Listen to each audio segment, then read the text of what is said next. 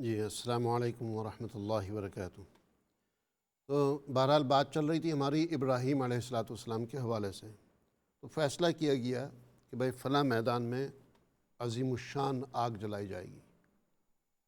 تو وہ کوئی ایسی آگ نہیں تھی کہ جو ہے بس چھوٹی سی آگ جلا دی اور اس میں ابراہیم علیہ السلام کو دھکیل دیا، نہیں، اور کافی پہلے سے اس کے لیے جو ہے تیاری شروع ہوئی۔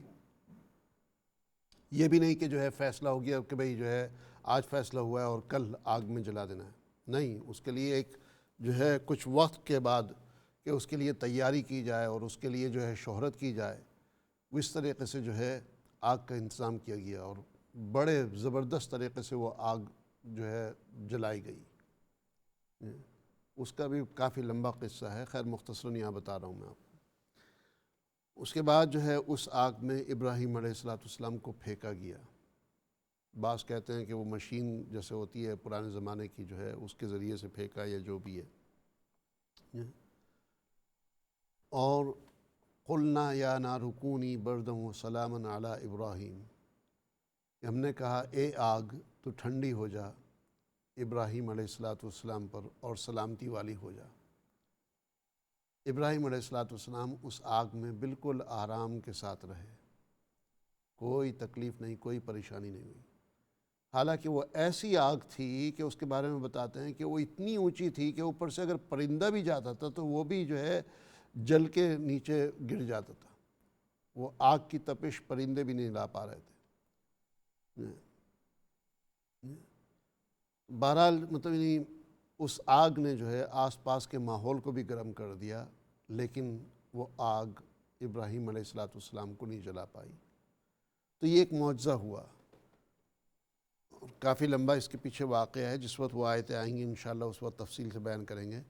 لیکن اب یہ نہیں کہ جو ہے ہر شخص جو آگ میں کودے گا اس کے ساتھ یہ معجزہ ہوگا جو ہے، یا ہر نبی کو اللہ سبحانہ وتعالیٰ جو ہے خدا نخواستہ جو ہے جو لوگ سزا دے رہے ہوں گے تو ان کو بچا لیں گے۔ بعض نبیوں کو اللہ نے بچایا اور بعض نبیوں کو اللہ نے شہادت دی۔ بنی اسرائیل کے لوگوں نے قتل کیا ہے نبیوں کو، واقعی قتل کیا ہے۔ بعض کو جو ہے یعنی آرے سے، جو لکڑی کاٹنے کا جو آرا ہوتا ہے، بڑا چاقو، بعض ایسے کہ جس کو دو طرف سے لوگ پکڑ کے کھینچتے ہیں، کاٹتے ہیں، اس سے جو ہے نبی کے سر کے اوپر رکھ کے نبی کے باڈی کے بدن کے دو حصے کر دیے کاٹ کر کے، اس طریقے کی سزائیں بھی دی گئی ہیں۔ تو بسا اوقات جو ہے اللہ نے نبیوں کو بچایا۔ اسماعیل علیہ السلام کے ساتھ واقعہ ہوا، ابراہیم علیہ السلام کے بیٹے جو ہے جس کا حصہ ابراہیم علیہ السلام بھی ہیں۔ ابراہیم علیہ السلام نے خواب میں دیکھا کہ میں اپنے بیٹے کو ذبح کر رہا ہوں، بیٹے کو بتا دیا انی اری فی المنام انی اذبحک فانظر ماذا تری، میں نے خواب میں دیکھا ہے کہ میں تمہیں ذبح کر رہا ہوں، اب تم ہی بتاؤ کہ تمہاری کیا رائے ہے۔ تو اسماعیل علیہ السلام کو پتہ تھا، بچے تھے لیکن پتہ تھا کہ جو ہے ابا جان نبی ہیں اور نبی کا خواب بھی جو ہے وہ وحی ہوتا ہے۔ تو اسماعیل علیہ السلام نے کہا یا ابت افعل ما تؤمر، اے ابا جان آپ وہ کر ڈالیے جس کا آپ کو حکم ہوا ہے، وہ کر ڈالیے آپ جس کو آپ کو حکم ہوا ہے۔ ستجدنی انشاء اللہ من الصابرین، انشاءاللہ آپ مجھے صبر کرنے والوں میں سے پائیں گے، میں صابرین میں سے ہوں گا۔ اگر کوئی اور ہوتا تو وہ کہتا ہے یار یہ تو جو ہے نا شیطانی خواب ہے۔ ہم میں سے کوئی اگر خدا نخواستہ اپنے بیٹے کو یہ کہہ دے بھائی میں نے ایسا خواب دیکھا ہے، وہ کہے گا دفع ہو جاؤ، پرے ہو، کیا بکواس کر رہے ہیں آپ۔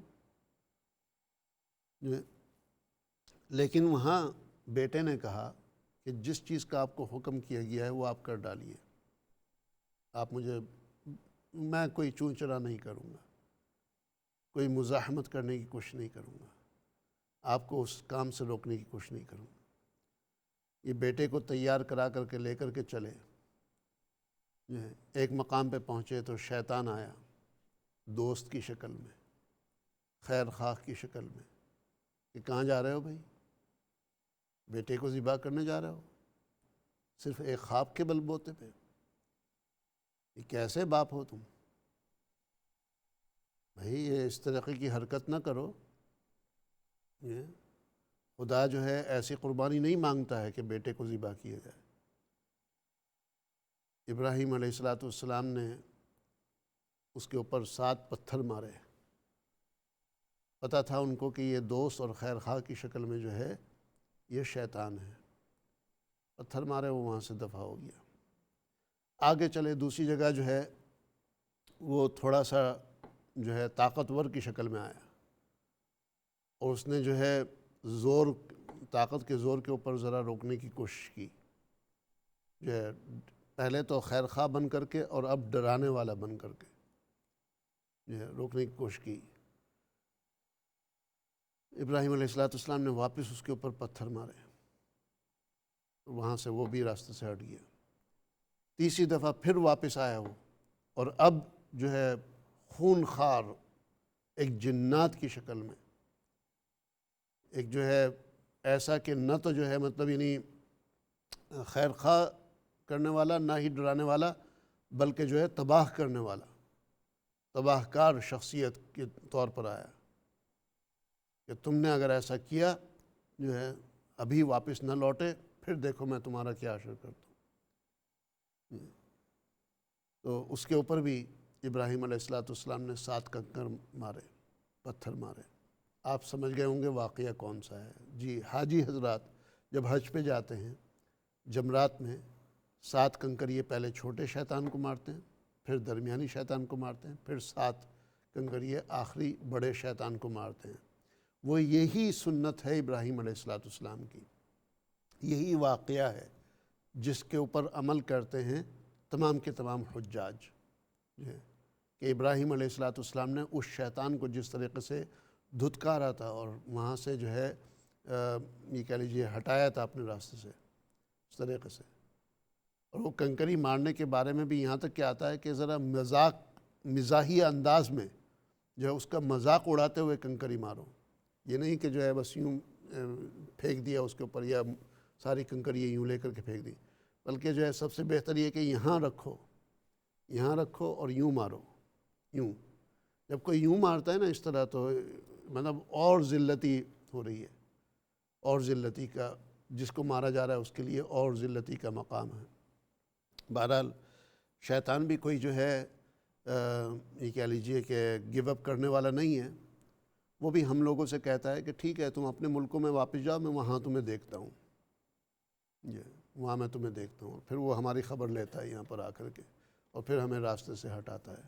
ہم سوچتے ہیں ہم حاجی ہو گئے، حاجی کا ٹائٹل مل گیا، لقب لگ جاتے ہیں حاجی فلاں فلاں، اور جو ہے بس اب جو بھی کریں ہمارے تو بھائی گناہ معاف ہو چکے ہیں. تو لہٰذا جو ہے وہاں پر جا کر کے اسماعیل علیہ السلام کو ذبح کرنے کی کوشش کی. چھری ان کے گلے کے اوپر رکھی، وہ چھری کاٹے نہیں. چھری کو جو ہے حالانکہ تیز کر لیا تھا انہوں نے کہ بیٹے کو ذبح کرنا ہے تو جلدی سے کٹ جائے، تڑپ زیادہ نہ ہو. یہاں تک کہ چھری کو پھر انہوں نے یوں کھڑا کیا، نوک سے کھڑا کیا، کتابوں میں آتا ہے، اور اس کے اوپر پورا وزن دیا. پھر بھی جو ہے وہ چھری نے کاٹا نہیں. وہ چھری کے اندر سے کاٹنے کی صلاحیت اللہ سبحانہ و تعالیٰ نے سلب کر لی. بعض جو ہے کہتے ہیں کتابوں میں، اب واللہ عالم کہاں تک اس کا ہے، کہ انہوں نے چھری کو پھینکا غصے میں کہ تو کاٹتی کیوں نہیں ہے، اس سے کٹ کیوں نہیں رہا ہے. اور چھری نے کہا کہ جو ہے جس خدا نے جو ہے تمہیں کاٹنے کا حکم دیا ہے، اسی خدا نے میرے اندر سے کاٹنے کی صلاحیت چھین لی ہے. اب اس میں کہاں تک سچائی ہے یہ اللہ بہتر جانے. بہرحال کہنے میں یہ چاہ رہا تھا کہ ایسا جو واقعہ ہوا ہے کہ اسماعیل علیہ السلام کے اوپر چھری کا اثر نہیں ہوا، یہ بھی معجزہ ہے، بہت بڑا معجزہ ہے. لیکن اس قسم کے معجزے بار بار نہیں ہوتے، یہ معجزے ایور لاسٹنگ نہیں ہوتے. یہ نہیں ہے کہ اب ابراہیم علیہ السلام کسی بھی چھری کو ہاتھ لگائیں گے تو وہ نہیں کاٹے گی، یا کوئی بھی نبی اپنے بیٹے کو ذبح کرنے کی کوشش کرے گا تو جو ہے چھری نہیں کاٹے گی، یا کوئی بھی دیندار شخص یا کوئی بھی انسان کسی کو کاٹنے کی کوشش کرے گا تو اب وہ چھری کاٹے گی نہیں، یہ وقتی طور پر تھا۔ اور کوئی اس معجزات کو لے کر کے آگے چلنے کی کوشش کرے اور اس کے اوپر عمل کرنے کی کوشش کرے تو وہ یقیناً اس کی بے وقوفی ہوگی۔ تو اس طریقے کے جو معجزات ہوئے ہیں جو ہیں یہ وقتی طور پر معجزات تھے۔ تو ما ننسخ من آیت، اگر ہم منسوخ کر دیتے ہیں کسی آیت کو، یعنی جو ہے وہ معجزے کو جو ہے اب ایک نبی کے ساتھ ہوا، جو ہے ان کے ذریعے سے ہوا، اس کے بعد وہاں اس کا دروازہ بند، او ننسیہا، یا اس کو بھلا دیتے ہیں، جو ہے کسی نبی کے ذہن سے پھر وہ نکل جاتا ہے، تو نأتی بخیر منہا او مثلہا، ہم لے کر کے آ جاتے ہیں اس سے بہتر یا اس جیسا یا اس سے بہتر جو ہے ہم لے کر کے آ جاتے ہیں۔ تو یہ معجزات کے حوالے سے بھی ہو سکتا ہے، اور دوسرا اس کا مطلب آیت کا مطلب آیت بھی ہو سکتا ہے کہ کوئی آیت ہم نے منسوخ کر دی تو اس کی جگہ ہم دوسری آیت لے کر کے آتے ہیں جو اس سے بہتر ہے یا اس جیسی ہی ہے۔ اب اس کی ایک کھلی مثال یہ ہے کہ تورات ہے، تورات، اس سے پہلے جائیں تو زبور ہے، تو تورات اور زبور یہ آسمانی کتابیں، جس وقت انجیل آتی ہے، عیسیٰ علیہ السلام کے اوپر انجیل نازل ہوئی، وہ اللہ کی آیتیں ہیں، اس انجیل نے آ کر کے تورات کے احکامات کو منسوخ کر دیا، تورات کے احکامات کو منسوخ کر دیا کہ تورات جو ہے اب جو ہے اصل کتاب جس کی آپ کو پیروی کرنی ہے وہ انجیل ہے، وہ بائبل ہے، تورات کے اوپر اب عمل نہیں کریں گے۔ اور قرآن جب آیا تو قرآن نے آ کر کے بائبل کو، گوسپل کو، سامز آف ڈیوڈ کو، اولڈ ٹیسٹیمنٹ کو جو ہے منسوخ کر دیا، انجیل کو منسوخ کر دیا۔ تورات منسوخ ہو گئی تھی انجیل وغیرہ کے ذریعے، تورات، زبور، انجیل، یہ تینوں کتابیں جب ایک کتاب آئی تو اگلی منسوخ ہوئی، اس کے بعد والی آئی تو پچھلی دو منسوخ ہو گئی، اور اس کے بعد جب قرآن آیا تو پچھلی تینوں کتابیں منسوخ ہو گئیں۔ تو یہ اس کا مطلب جو ہے یہ بھی بنتا ہے، الم تعلم ان اللہ علی کل شیء قدیر، کہ آپ نہیں جانتے ہیں کہ اللہ سبحانہ و تعالی ہر چیز پر قادر ہے۔ تو انشاءاللہ اس کے اوپر مطلب اور جو ہے کھل کر کے بیان تو کر دیا ہے تقریباً، لیکن تھوڑا سا اور بیان کریں گے انشاءاللہ اگلے پروگرام میں جو ہے، اور یہیں پر اکتفا کرتے ہیں ہم۔ اللہ سبحانہ و تعالی ہمارے یہ پروگرام پیش کرنے کو، آپ کے یہ پروگرام سننے کو قبول فرمائیں۔ اللہ سبحانہ و تعالی آپ کے اور ہمارے لیے ہدایت کے فیصلے فرمائیں، اس تفسیر کو پورا کرنا آسان فرمائیں انشاءاللہ، اور آپ کو اور ہمیں اتنی زندگی عطا کریں کہ یہ ہم تفسیر مکمل کر پائیں انشاءاللہ۔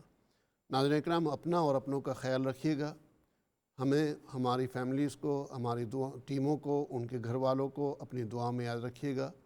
فی امان اللہ، والسلام علیکم ورحمۃ اللہ وبرکاتہ۔